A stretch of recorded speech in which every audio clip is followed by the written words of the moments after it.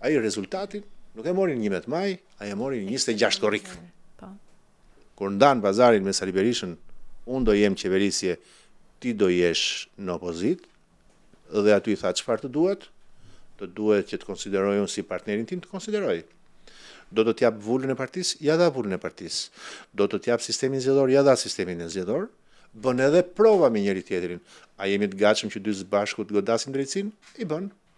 Edhe njëri dhe tjetri godasin drejtësinë, madje arritën deri aty sa të bënin dhe mitingje në fakt para SPAK-ut.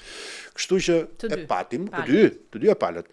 Dhe patim mundësinë, Edi Rama, që të hiqte të gjitha ato ferrat e vjetra me probleme dhe të sillte një figurë, një fasadë të re në parlament dhe në politikën shqiptare.